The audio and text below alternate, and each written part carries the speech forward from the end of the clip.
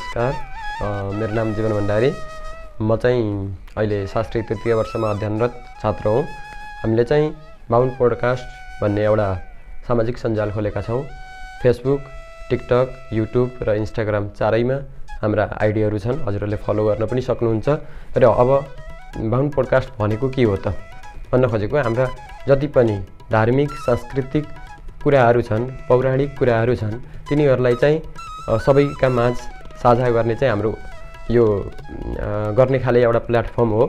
र हाम्रो उद्देश्य, बाहुन पोडकास्टको उद्देश्य के हो भन्दा, जति पनि वेदले सिकाउन खोजेको वेदान्तका कुराहरू अथवा पुराणले सिकाउन खोजेका पौराणिक कथाहरू अथवा गीता उपनिषदहरूले सिकाउन खोजेका कुराहरूको चाहिँ हामीले अर्थ कोट्याउने, अर्थ बुझाउने, आफूले बुझ्ने, हजुरहरूलाई बुझाउने, आफूले सिक्ने, हजुरहरूलाई सिकाउने त्यो कुराहरू पनि हामीले गर्ने भनेका छौँ। र हामीले यसमा अरू कुनै ठुला व्यक्तित्वहरूलाई पनि ल्याएर प्रश्नोत्तर गर्ने, अब मनमा लागेका जिज्ञासाहरू सोध्ने, हामीले सत्यको खोजी गर्ने एउटा हाम्रो त्यो पनि पाठ छ। र हामीले विशेष ठाउँहरूमा गएर ठाउँ विशेष कुराहरू पनि, कुनै क्षेत्र विशेष कुराहरू पनि हामीले यसमा संलग्न गर्ने सोच बनाएका छौँ। र यी सबै कुराहरूको मेन उद्देश्य भनेको के भयो भन्दा, हाम्रो जुन पनि धर्म अहिले नाश हुँदै गइरहेको छ, मान्छेहरू एकदमै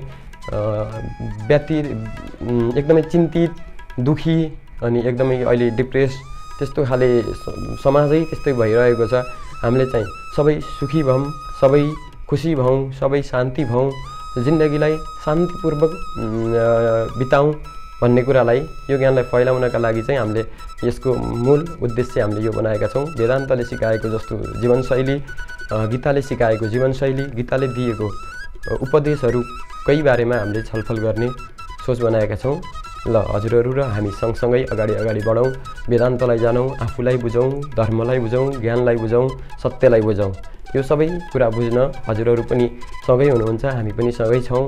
हजुरहरूले पनि केही कुराहरू बुझ्न मन लागेको छ भने हजुरहरूले पनि हामीलाई कमेन्ट बक्समा भन्न सक्नुहुन्छ। हामीले त्यसको बारेमा पनि खोज गर्नेछौँ, त्यसको बारेमा पनि गुरुहरूलाई सोध्नेछौँ र एउटा राम्रो भिडियो सामग्री हजुरहरूको अगाडि लिएर आउनेछौँ।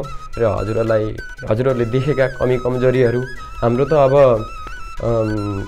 न्यायाधीश भने पनि अथवा न्यायाधीश चाहिँ भन्ने जस्तो भनेकै हजुरहरू सबै हो। सबै हजुरहरूले नै हामीलाई मूल्याङ्कन गर्न सक्नुहुन्छ। त्यसैले हजुरहरूले राम्रो नराम्रो के पक्ष हुन्छन् ती पनि कमेन्ट गरिदिनु होला। हामीले तिमीलाई पनि पढेर कमेन्टलाई उच्च सम्मान गर्दै सबै कुरालाई समेटेर हामी अघि बढ्नेछौँ। हजुरहरू र हामी सँगसँगै अगाडि बढौँ। धन्यवाद।